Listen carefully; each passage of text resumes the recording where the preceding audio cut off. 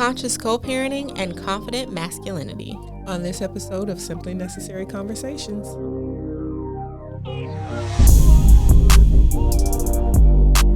So I was scrolling through Instagram a couple days ago, a couple weeks ago, whatever day it was. And I saw that Van Jones welcomed apparently his fourth baby and his second. He has 4 kids now.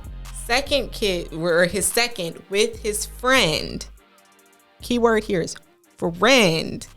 And what they call conscious co-parenting. So they are not romantically involved. They were never a couple. They aren't a couple currently. And they intentionally, on purpose, had a kid together.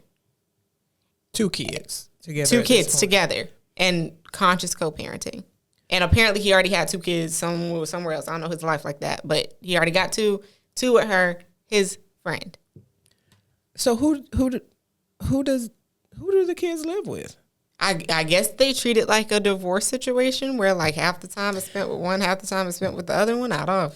Okay. Beats me. I have a lot of questions for Mr. Jones. Okay, so internet, go ahead and come for me because I'm about to make some people mad. Oh, God. Why are you purposely creating, and I put in quotation marks, and I don't mean this literally, but I don't know any other way to say it. Why are you purposely creating a broken home? Like, why are you starting out That's the thing. with a broken home? Why are you, like, that's selfish to me. Because while that works for you and your friend, that's not fair to kids. And I say that as someone that has had a kid. I say that as someone who has been a kid. Loving parents is all that a kid needs to survive and be okay. So, Yeah. and that comes in all kinds of forms. That comes in biological parents, adoptive parents, grandparents that are raising kids, uncles, aunts raising kids, sometimes a family friend raising kids. Kids, as long as they're loved, tend to thrive and be okay.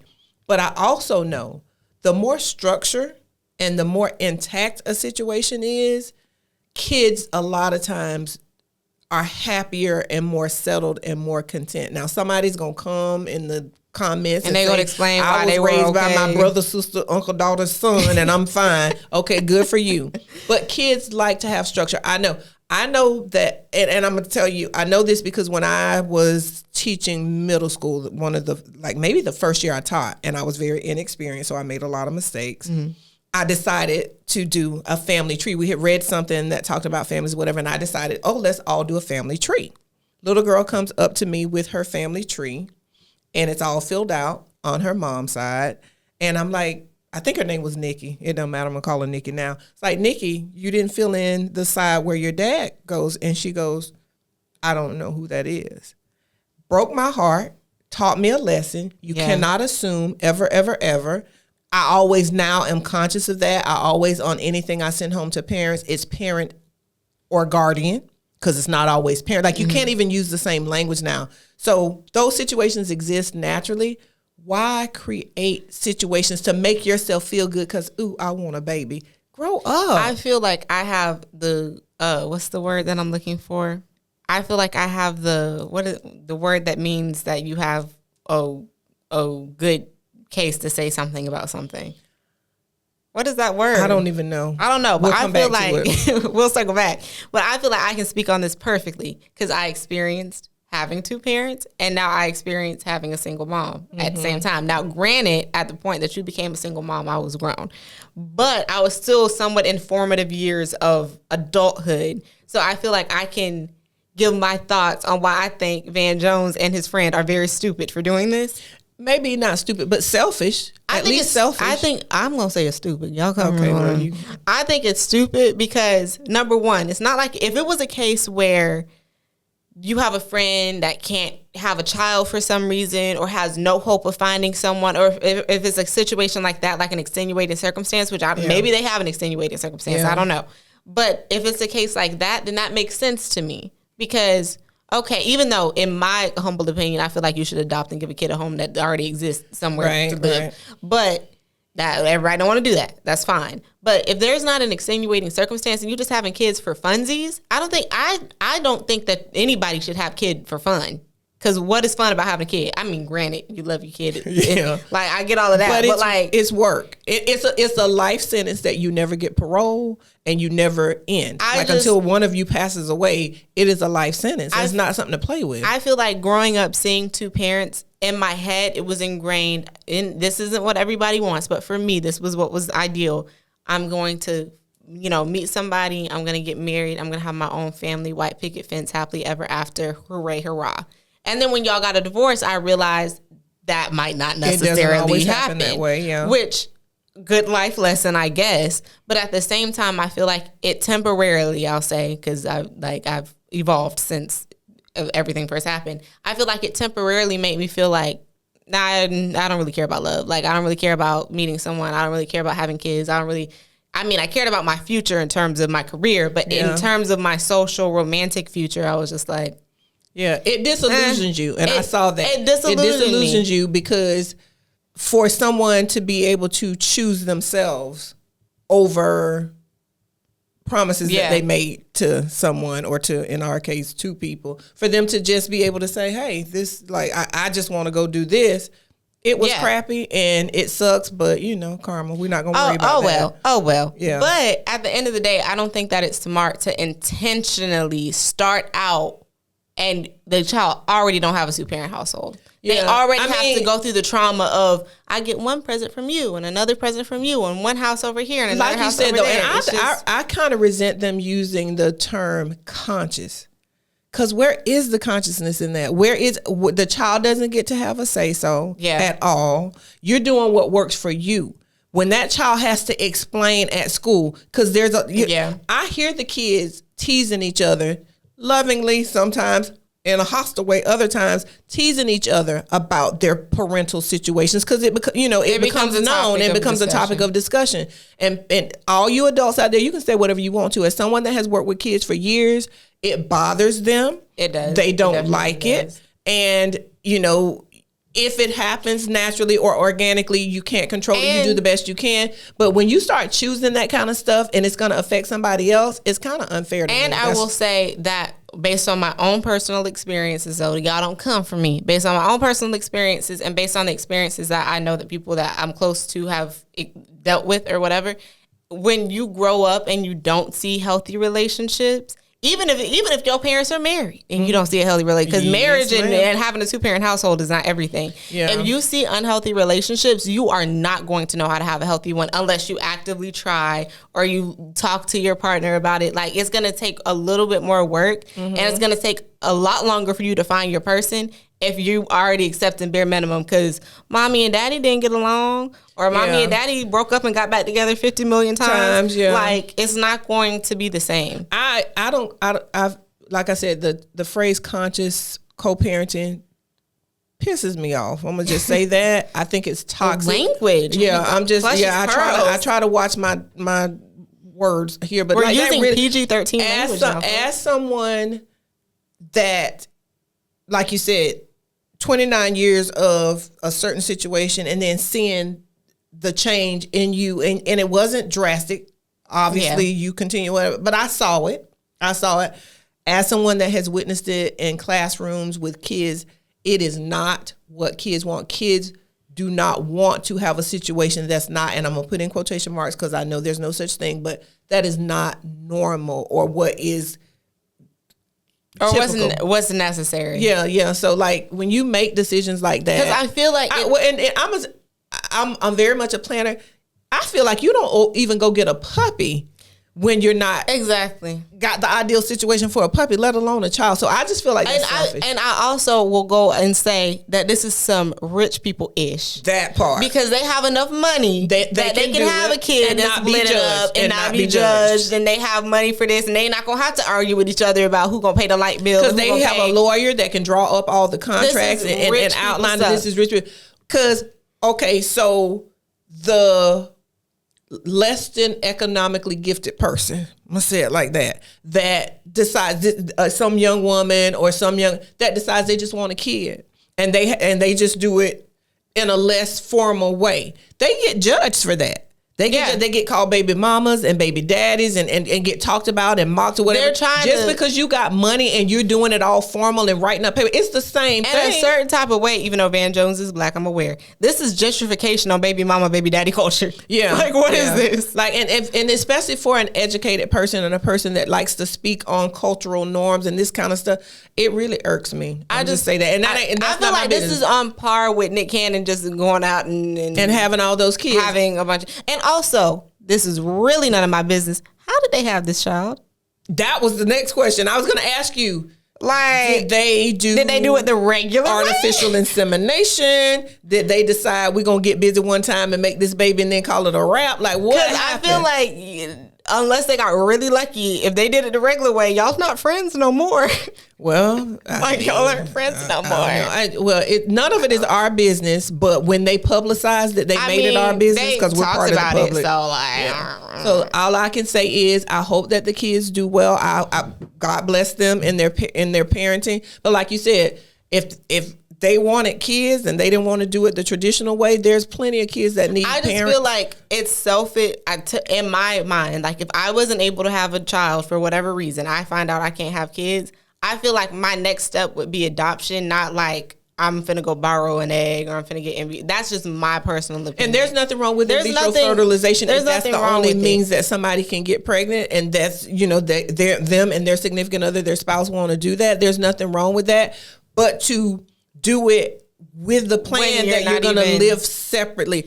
In vitro fertilization is a whole different ballgame for people that are in a I feel like with relationship. In vitro, the main reason that someone would choose in vitro over adoption is because you want you and your baby to have the same DNA as you. And you want you want a child of your own. No judgment for that. But choose to if you already just friends, you have no connection to that other person. Like, y'all are not related in any form or fashion. Don't want to be together. And then I also feel like this makes it interesting because, like, for instance, if you're married to someone and they go in the hospital, you can like have some say so or whatever. Now you're gonna have a kid with somebody, you can't even like save their life if they need their life saved. Like, that's kind of crazy to me. Yeah, it's I mean, because and how do you merge families at that point? Like, all of this is too complicated. People have to make choices about who they do business with, so you're going to choose to bring a life into the world with somebody, but you don't like them enough to be with them. I don't understand. And why that friend? Understand. I have so many. Van. Yeah, you can come on and defend your decision or tell us to please, kick rocks, I have whatever. So many questions for you. Yeah, anyway. We're not going to be in your business too much. Too much more because we already was all up in it. Very deep in business. Yeah. But let me put y'all on. Mm-hmm. Just like how we was deep in their business, I'm deep in these characters' business because I have Bridgerton withdrawals as I wait for, the next installment of the third season. By the time y'all see this, I might have already watched the third season, but we'll see. But I was having withdrawals and I was just like, I need a Shonda show. I need Miss Rons in my life again. Mm-hmm. So I picked up Scandal, which obviously is an old show. It's been, talked about to death. It was a hot thing for a minute. It was a hot thing for a minute. We never watched it when it was a hot thing. Nope. But Trapor recommended Scandal to me, and I was just like, I'm going to just go on and watch this show. Mm-hmm. So I'm going to tell you a little bit about the show because I can ruin it for y'all because it's been out. So if y'all ain't seen it. Spoiler alert. If you haven't seen it, you want to see it. Spoiler alert. Fast forward, whatever you got to do. Don't X out. Fast forward. Don't leave us. Because we need this view, but yeah. But, so the premise of the show is there's Olivia Pope and there's President Fitz is I think how you say his name. I can never remember character names for some reason. I just know their faces. But there's Olivia Pope because everybody knows Olivia, and then President Fitz. So Olivia, when you first introduced, and when I first started watching the show, I hated it. I was like, this is homewrecker 101 toxic, which it still is toxic, but it was giving very much homewrecker, and I did not like it because I never endorsed homewrecking. But Olivia has this like underground law firm situation where they're fixers. Mm-hmm. So she has this collection of people. They all have special skills. They all have possibly been in trouble with the law before, but they have all these special skills and they fix things. So when we first get introduced, she like fixing things. Like there could be a dignitary that comes into Washington and she's helping them get their kid back. Or someone is on, trial for rape or something and they didn't do it and she's helping them like get off or whatever. And she kind of works underground because sometimes her methods are not within the legal realm of things and she has to do things a little bit of the shady way. So you meet her like that. So she also used to work for the president before he was the president, when he was still campaigning. So we know this already. Mm-hmm. So I believe in the first episode, they introduced the fact that her and the president are having an affair, or they had an affair in the past. Mm-hmm. They had an affair. Apparently, for some reason, she cut it off. We don't know why. He constantly wants her, back in his orbit. There's an instance where he had an affair with the intern, similar to like the Monica Lewinsky situation. He had not an intern. I'm saying the wrong thing. She was an aide. Okay. He had an affair with an aide, and the aide comes to Olivia, and she's just like, I slept with the president, and Olivia's like, that's my man. Mm-hmm. That's not my man, but that's my man. Mm-hmm. So she like says all of that, and turns out she's pregnant. And Olivia's just like, I know you didn't get this girl pregnant. Like, you supposed to be in love with me / your wife and me. Oh, my Lord. And eventually you find out, like, after the girl has been mysteriously murdered by somebody, we don't know who, that he wasn't the baby daddy. She wasn't pregnant. She was pregnant, but not by him. So who else in the White House was she pregnant by? Like, who was she trying to blame? Et cetera, et cetera. And it just kind of slowly tells a story of Olivia and Fitz and their little like dynamic. And they've started, because I'm on like episode 5 or something, they've started doing backstories to where you discover that his wife is not as nice and easygoing and innocent as you may think. And she was very shady and sneaky and wanting him to get the presidency by any means necessary, like telling the world that she had a miscarriage when she never had one. Oh, Lord. So you'll learn that all of these people are just like, it's really like the regular government. Pretty much the title Scandal. Is perfect. It's Scandal. But, we just had the biggest scandal that's ever happened in the history of presidencies. Well, yeah. So it's really not too far off from maybe reality. It should have been named Reality. It's really not too far off from reality. 2 things. Scandal, yes, you have questions. Olivia Pope's character, you do know, was based on a real person. What? Yeah. See, I knew that. You what? know that. I didn't watch the show, but yes, there is a real person that they loosely based her character on. I know that because when the show was hot, they interviewed this lady a lot. Real black lady. Really? Yes. That's first thing. Second thing is... What do you know what administration that she held with? I'm not sure, but and I don't know that she was specifically with a specific administration, but she was a fixer. Okay. Yeah, you can look that up, but I'm pretty sure because they were interviewing her a lot when the show was hot. Interesting. I will say that based on your little description there, I'm a little bit more interested than I would have been before. Because, I was hot with your report. I was like, why are you going to tell me to watch this? I love romance. I love love. But yeah, I ain't with that whole somebody going with somebody's husband But it honestly makes you see that, like, there might have been a reason why Olivia and him were together. Like, it wasn't. No, not saying that I'm not never okay. I'm not promoting this. Until a person is single, they're not single. Yes. Let's just get that straight. But I do like shows that make it more complex than villain, hero, bad guy, good guy. Because nobody is ever 100% well-rounded bad. Characters. They're not one's ever 100% good. Yeah, and at this point in the show, which I also like, unlike Bridgerton, you don't know who to root for. You don't know who you want to see succeed because everybody is just so slimy and shady. And that's good storytelling.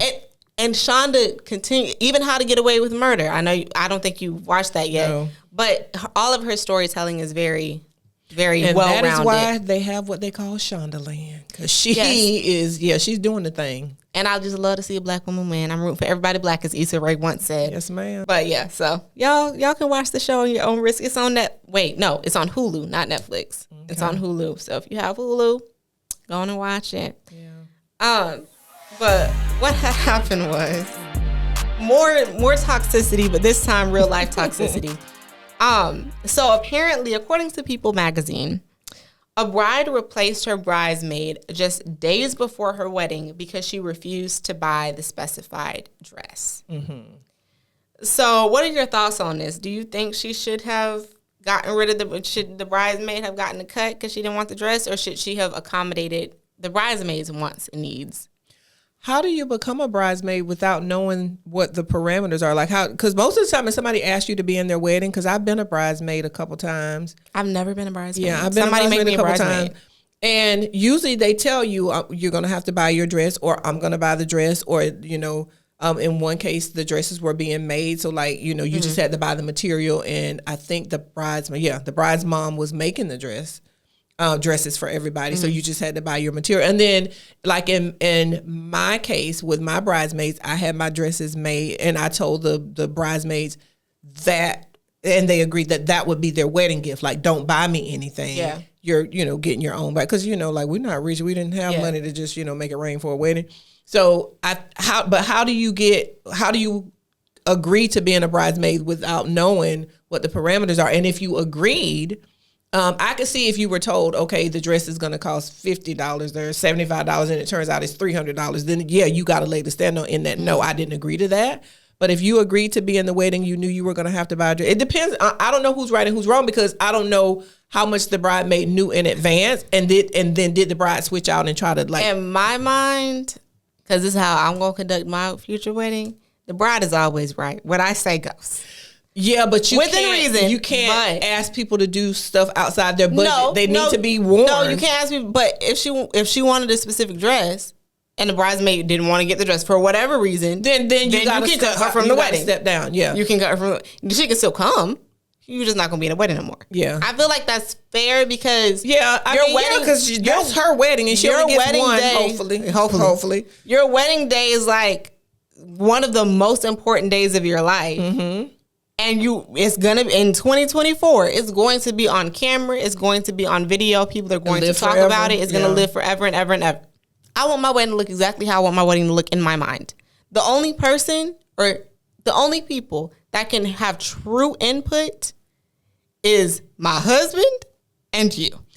I feel like the people that are paying and the people that are getting married are the people that get to make all the decisions. There's other people that are like contributing financially, and I'm not saying that I'm going to be like, I'm not listening to nobody. Like, no, people can have opinions. They can give me advice. But the final decision is the wedding couple. Like, that's who it should be.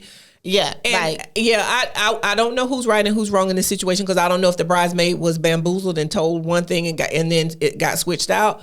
But the bottom line is, once the bride said, okay, this is the dress that I want everybody to wear. This is the dress that either you have to buy or that I'm going to buy and I need you to put on.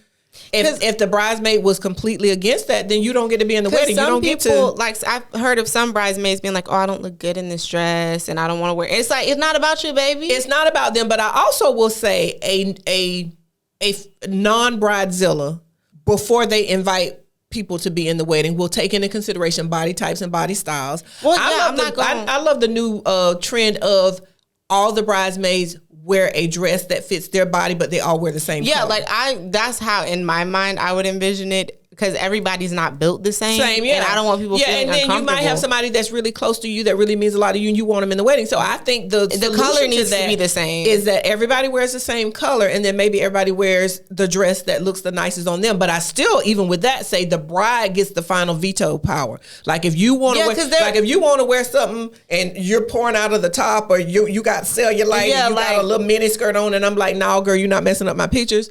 Then that. Yeah. But I feel like the bride should be able to, in a certain type of way, decide like the hairstyles and like who all does of that, the makeup, the accessories and that kind of stuff. Like, I get that people want to look how they want to look, but at the same time, if I'm in somebody's wedding, I'm going to wear what they want me to wear. Yeah, I'm not going to complain. And there's always exceptions. I look like I was going to say, there's always exceptions, because if you got me looking like I work at Circus World, I don't normally wear makeup. Like, as y'all see, I don't wear my lipstick, eyeliner, mascara. That's what you getting, unless I'm going to something extra fancy, because I don't feel like I got nothing to make up for. Yeah, I said it, ain't got nothing to make up for.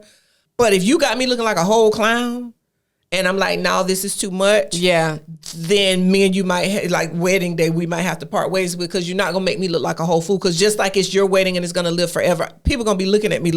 But within reason, I think accessories, the outfits, the shoes, all of that, the bride gets to decide that. And if you don't agree and they say, well, you're welcome to still come to the wedding, but you can't be in it. If there's a dress code for the guests, obviously I like, because some people be having crazy specific dress codes that's annoying, and I hate that. But I feel like don't pull up to my wedding in white. Yeah. You're going to get escorted out the back door. Don't come to anybody's wedding, especially. Don't come and break the rules. If you don't want to follow the rules, stay home that day. There are some people that be like, no kids at my wedding. And then you showing up with I don't think I would do that, just because there's a lot of people that have kids, and I feel like that's unnecessary. Like, okay, if the baby crying, whatever. Well, no, it's not whatever, but okay. I personally feel like kids of a certain age should not be at weddings if it can be helped. It depends on the type of wedding and all of that. Yeah. I think for the wedding ceremony, especially if you got a big family and they got kids, whatever stuff, you want your family there. So if their kids have to come, whatever, there could be the wedding, and then there's the reception. And then there's, okay, now it's time for the kids to leave because we're getting ready to turn up part of the reception. There's going to be time for the kids and the elders. Like, okay, it's time y'all have been at the portion of this event that was meant for you. Now it's time for you to leave. So I think if you just plan well and you communicate with people what you want, then it can work out. But ultimately, the groom and the bride get to make all of the decisions, and then respect that. Just respect it. My thoughts. I don't think it should be no big deal. Like, don't do too much. Yeah. Don't act up. Behave. And you always, I'm gonna tell y'all, have your wedding bouncer. It don't have to be official, but you have that cousin or that friend that you can say, hey, when I give you the look and point at somebody, escort them out, because somebody might have to be asked to leave, and make sure whoever the bouncer is can fulfill their duties. Because I had ones at my wedding that I had told, if certain folks show up, escort them out. If somebody's talking about they object, drop kick. If somebody is talking out of pocket, I'm gonna need you to have them, because or like during the toast, we're like, ding, ding, ding, or at the wedding, complaining about, thank you, Aunt Geraldine, because you handled that. Appreciate you. Well, moving on from that. Mm-hmm. Time for Ask a Gemini. And I saw this on Spiritual Word. Once again, Spiritual Word don't ever be spiritual. I don't know why it's Spiritual Word, because it's never spiritual. Well, it depends on what spirits they talk about. Every once in a while, he'll be like, drop a heart if you love God, and then the rest of it just be like toxic. But somebody was like, question. This was on someone's podcast. I don't know who the podcast was. If y'all want to identify yourselves, feel free in the comments. But it says, can a straight man tell another straight man that he looks good without it being a problem? And this is all subjective opinion based. Yeah. I mean, like nobody I'm going to say generally, yes. I think anybody can tell anybody that they look like. There's nothing wrong with that. It depends on on the wording and the situation. So like if a guy is somewhere and another guy comes in and he looks like whatever, hey man, I like your suit, or that's a nice suit you're wearing, that's one thing. But if it's a guy telling a guy he looks nice in an excessive way, in a way that makes him uncomfortable, then that's a problem. Yeah, that's like, okay, what are you doing? Yeah, like that's a problem. So like I think it's all in the delivery. And now women get a little bit more leeway than the guys. Oh yeah, because I can be like, girl. Because I literally just told somebody today, was it today? Oh yeah, it was today. The resource officer that works at my job, she had her hair braided and it was really pretty. And I tapped her and I was like, girl, your hair is so pretty. Well, women can do that. Or girl, you wearing that dress, like you can do that. Or like girls will tell other girls all the time, oh girl, you giving body. Yes, like body. Women can do that. Men, on the other hand, you might get the side eye if you do it in a cringy way. Like I have heard of some of my male friends being made uncomfortable by like one of their male friends giving them a compliment, where it's just like, okay, now you're doing too much. Like, that's too much. So like, it depends on the relationship. Like if they're friends, they know each other, whatever stuff. Yeah. Obviously, if you do it in a respectful way, in a way that doesn't make the person uncomfortable, then obviously. But if I don't think there's excessive, a rule. There's not a set rule. If it's excessive, or you do it in a way that they may not be comfortable with because it seems like it might have more behind it. Yeah, then that's like, a no. Calm down a little bit. Yeah, like that's a like no. I don't want like some like random female telling me like, oh, girl, you like too much. So like if you're my friend, that's different because we have that dynamic. Yeah, but I'm just like, I don't want anybody doing that about me. And see, and I adopted several years ago. If I see somebody that looks nice or nice nails, I'm a compliment them, because I feel like, celebrities get her look was great. Mm-hmm. Celebrities get applauded when they walk into rooms. Everybody needs a moment of recognition and applause when something is going well, whether they do something well, they look nice, whatever. So I used to would see stuff and think to myself, oh, her hair is pretty, or her nails are nice, or that's a cute dress, or she looks nice, and I would keep it to myself. And then I was like, no, if I see somebody and I get close enough to them and I can do it in an appropriate way, I'm going to compliment them because why not? Make people feel good. Like people say negative stuff out loud. At the end of the day, I feel like your compliment should not feel predatory regardless of what gender you are, what your sexual orientation is. It just don't make it sound predatory and then you good. Yeah. Like just don't do it. Don't do too much to where people like, are you complimenting me because you just thought my fit was cool, or like you trying to do something? Like you trying to go to the back rooms? Like what's going on? Because really, my generation, and I know people are going to want to have a fit because I'm saying that my generation, I really had to I really have to be conscious now that sometimes women are complimenting me and they're like actually trying to come on to me. And I'm like our generation was not very open with that kind of stuff. And I am strictly heterosexual, but I realize everybody is not. So there's been times when a woman would compliment me and I'm thinking, oh, she's just complimenting. Then it dawns on me later, I just take it as a compliment. I'm just like, I'm straight. I'll take a compliment from anybody, but once I establish with you, okay, thank you, but I'm not interested. Yeah, what I don't like is if somebody is like I'm like, oh, like thank you so much, I'm straight. Don't be like, are you sure? Yeah, don't be pushy. Yeah, but now it's giving predatory. I'm gonna take all respectful compliments. I've always said if somebody. But my favorite, my absolute top tier, when you know you really killing it as a woman, in my perspective, when you know you killing it, it's not when a man compliments you. It's not when another woman compliments you. It's when a gay man compliments you. Oh, honey, a gay man compliment you. A gay man compliment is top tier. It is everything, especially if it's a black gay man. Because it's like they are fashion gurus. And it's almost like they give you a stank face, like ugh, like you just ugh. Yeah, I'm disgusted, but I love it. Yeah, like I love a good compliment. Yeah, honey, and if they do this and all of that, like I live for that. Yes, I live for that. Gay men compliments are superior. They are. And that's not in like a fetishizing, offensive way. No, but just it's high praise. It's just high praise. It's almost like when a little kid calls you cute or ugly. It's like they really mean it. A compliment from a child. That's I think that's second under gay. A compliment for a child, because kids are going to speak their truth. They don't know how to filter. They don't know how to be fake. So when a child says that they like you, or you got a pretty dress, or you're pretty, that right there warms my heart. Yeah, because it's just like you really, really thought that, and there's no ulterior motives, and it's usually completely innocent. So yeah, I love that. Yeah. Those are two good ones. But Gemini Gems, would you like me to go first? Do you want to go first? Sure, you go first. So I do this all the time, and y'all gonna say this because I can't drive. Lies. It's not because I can't drive. I already know y'all gonna be in the comments talking about it's because you can't drive. No, I like to use the GPS around my hometown, not because I don't know how to get around, just because it's helpful. Because the number of times I've gotten like the speed check thing, or there's a hazard in the road, or I just want to know like how long it's gonna take me to get somewhere. I love using the like ETA thing too on Apple Maps.